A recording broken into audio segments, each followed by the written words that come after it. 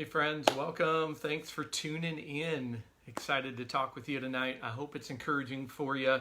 I'm going to upset you a little bit tonight. I'm going to make you feel a little uncomfortable, mess with your sense of fairness and justice. How's that sound? Man, I was thinking it's a hard culture we live in right now to make mistakes. Because if you make a mistake, well, at least as a celebrity, man, you're captured forever all over the internet, all over memes. It's hard to do. I think about Steve Harvey. Remember him with the Miss Universe pageant? He says the wrong winner, and man, the memes that came out were just hilarious. And of course, he got made fun of forever for that. Poor guy. Then it happened at the Oscars. Warren Beatty, Faye Dunaway, they end up saying the wrong name of the Best Picture winner, so that got made fun of. I was thinking too about the Olympic rings. That was a couple Olympics ago when one of them didn't light up, and I remember that's the first time I'd ever heard the phrase "you only had one job," and there were memes about that one job and you blew it.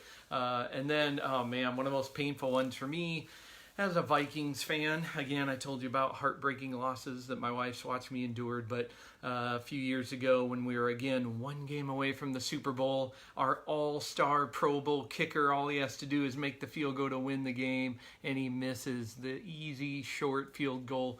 Poor Blair Wall, she got. It's tough. It's tough being in sports too, making mistakes, because you just get totally trashed by fans all over the internet, and of course then all the memes making fun of you too, lots of ones making fun of his skills. One of the best, by the way, was one of Steve Harvey announcing and saying the kick is good and the Vikings win are going to the Super Bowl. So there you go, they trashed two people at once. You'll see why I mentioned that in a minute. So I want to talk about this idea of mistakes and of messing up and what we do with it. I'm talking about different parables of Jesus this week, which, again, just real simple stories that illustrate really deep, powerful points. If you're like me, I love stories. Stories speak to me better than facts. So I love that Jesus didn't just stand up teaching theology classes all the time. He just told really good stories. And tonight's parable, going to be honest, I personally consider it, I think it's the most disturbing one of his parables, most offensive, and it just messes with me the most and just how I'm used to approaching life. So see what you think. It's in Matthew chapter 20 if you want to read it on your own. But real simple, it goes like this. It's another one about farming and gardening. We can all understand that. It's harvest time, and the owner of his vineyard needs some extra help. He needs some temporary farm hands to come and help. So he goes to where you grab people who can work for the day laborers, and it literally is like if you drive by Home Depot. Even nowadays, you watch guys hanging out and girls hanging out to be day laborers, get paid for a day's worth of work. So he goes out at 6 a.m., hires some guys to work for him.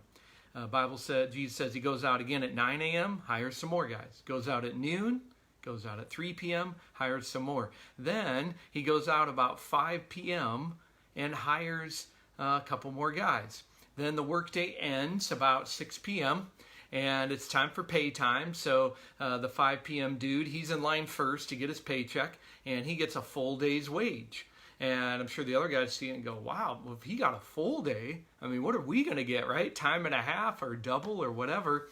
And then the owner hands out the same pay to all the guys. People that start at 6 a.m., 9, noon, 3, and 5, they all get a full day's wage. Now, if you're like me, maybe you're right now just starting to like crawl in your skin a little bit going, oh, that's so unfair, right? It just messes with our sense of fairness. And as you heard that story, maybe you picture yourself when it comes to following God. You say, well, I don't know if I'm a 6 a.m.er, but I'm definitely not a 5 p.m.er. I'm probably a 9 or a noon guy or girl. And these guys, listen, they push back on the owner just like you and I would. They actually push back, say, this is totally unfair. What are you doing? We all worked for longer, so we should get more. And check out, here's the owner's response. This is like the plot twist in Jesus' story, that they're all paid the same. The owner says, he answered them, I'm not being unfair to you, friend. Didn't you agree to work for one day's wage? Take your pay and go. I want to give the one who was hired last the same as I gave you. Don't I have the right to do what I want to do with my own money? Or are you envious because I'm generous? Ouch. Ouch, that's pretty good, huh? Are you envious because I'm generous? See, this story is actually all about the grace of God and how he can distribute it however he wants. And this is one of the reasons why I believe grace is so amazing. It's not just a song, that grace is mind-blowing and it's amazing. It's such a simple concept, but such a mind-blowing one. It's a radical concept.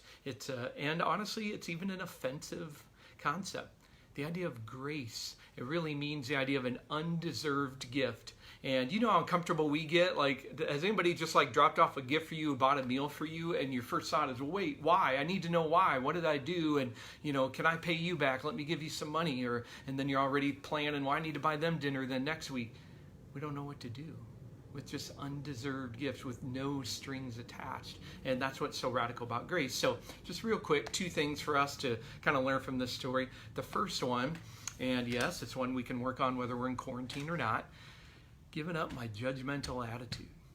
Giving up on judgmentalism. You know, I mean, let's just get real here, because I like to keep it real. Who are the 5 PMers in your mind? Who are the people that you think, you know, if you're really honest, we don't really say it out loud, but, you know, are least deserving of God's grace? Or maybe we secretly root that they don't get God's grace. Maybe for you it would be like deathbed converts. You hear about some serial killer and all of a sudden in prison on death row, he all of a sudden decides he wants to believe in Jesus, and we don't like that. Maybe it's murderers or abusers. I had a girl in one of my life groups last fall, and for her full-time job, she works with sex offenders, trying to rehabilitate them. And she said, Carter, this idea of grace is tough for me. It's tough for me to know that it's offered to these guys. You know, people in the Bible always had their list of people that they didn't want to really receive God's grace, just didn't think they were worthy of it. Adulterers, of course, Jesus confronts that, some of his stories. Slaves, anyone who was poor. The shepherds, people were upset in the Christmas story about that. And honestly, even all non-Jews, which is bad news for us. They just thought they don't deserve the grace of God, so it's always been around. And didn't have time to go into it, but if you know the story that we just celebrated back on Good Friday, where Jesus is hanging on the cross, and you know who's next to him? A deathbed convert, a thief on the cross right next to him. And he says, Jesus, I haven't lived right at all, but if there's any way you could remember me today, I'd really appreciate it. And you know what Jesus says? He goes, absolutely. Because he's like the vineyard owner. It's like, I can pay people what I want to pay. Are you envious because I'm generous? So a couple challenges here with our judgmentalism. Let's work on, how do I trade in my skepticism for celebration? You know, I don't know your first reaction when all of a sudden you hear that, you know, somebody became a Christian. Most recent example, Kanye West, right? Maybe you hear about Kanye and immediately you're thinking of just all the crazy stuff he's ever done. He's done all sorts of stuff that doesn't look like God or honor God in any way. As my first thought, how cool that he actually found a relationship with God, or is it, you know, that's ridiculous and that's stupid and it's not real? How do I trade in skepticism for a celebration? You know, the thing with these workers, I know they're mad that the 5 p.m. dude gets a full day's wage, but listen, they didn't get less. That didn't come out of their paycheck. They still get the full day's wage. So it's like, yeah, take your pay and go celebrate. Listen, when other people make it into the kingdom of God, it doesn't take away from my celebration and everything God wants to do in my life and in my eternity. So how do we learn to celebrate? The other is with our enemies. Oh man, that's tough. Jesus talked about that. How do I trade in anger toward my enemies for prayers? You know, Jesus challenged, don't just tolerate your enemies, actually pray for them. And I know you're like, I pray for them. I pray that they're going to get what's coming to them. But what if I'm praying, God, I actually do hope they find your grace. I hope you would bless them. I've had somebody challenge me to do that, and people that have hurt me in the past. You know, God, just bless them. Let them just find a relationship with you and have an incredible life with you. Tough prayer.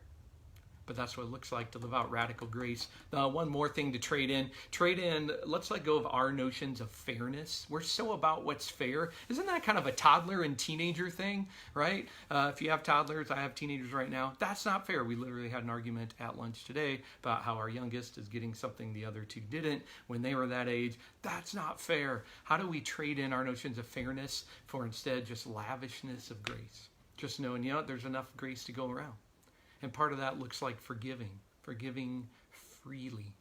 And remember, forgiving doesn't mean excusing, but it means forgiving freely, letting God's generous show of grace as the vineyard owner inspire me to do that. That's all stuff we can work on and do, by the way, while we're still in quarantine. But real quick, here's the second thing we can learn is I got to stay in touch with my own need for grace. Because here's the real truth. You ready? Now we're going to get real. What if I am the 5 p.m.er? What if all of us are? What if it's, you know what? It doesn't matter how long I've been around church or not, what's on my police record or not. I'm no more deserving of God's grace than anybody else. That's why I always tell people here in OB, I live in a place where karma is such a big deal. And I say grace just flies in the face of karma. Because, karma says when you do good things happen to you. When you put bad into the world, bad things happen to you. That's terrible news. Because I don't know about you, but I've put bad things into the world.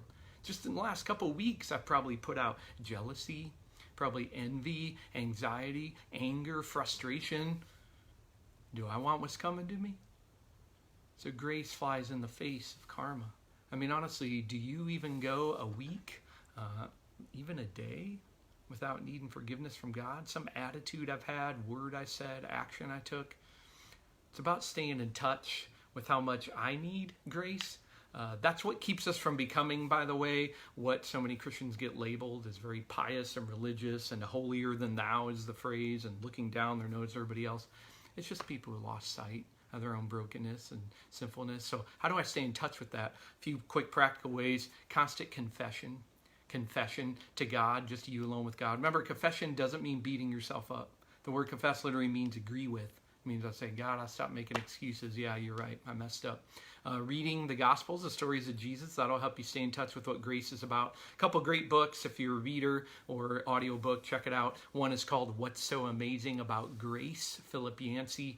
The other is Anything by a guy named Brennan Manning. I'm literally reading through all of his books right now. And it's deep intellectual stuff, but so good about grace. And the other would be celebrating grace, just remembering it, meditate on it. Honestly, you got time right now. So how do I spend time, kind of worshiping, praying, reading, studying, thinking about this idea of grace? I'll leave you with this quote. It comes from Brennan Manning, who I mentioned. So this dude wrote great books. He's a Catholic priest who was an alcoholic his whole life. So struggled with alcoholism, always felt like a failure because of that, and wrote incredible stuff. And he said this: my life is a witness to vulgar grace, a grace that amazes as it offends. A grace that pays the eager beaver who works all day long, the same as the grinning drunk who shows up at 10 till 5. A grace that raises the bloodshot eyes to a dying thief's request, please remember me, and assures him, you bet. Grace is sufficient, even though we huff and puff with all our might to try to find something or someone it cannot cover. Grace is enough, God is enough, Jesus is enough. And you're enough, by the way, in his grace. Hope that helped you. Let me know your thoughts on grace. Talk to you soon.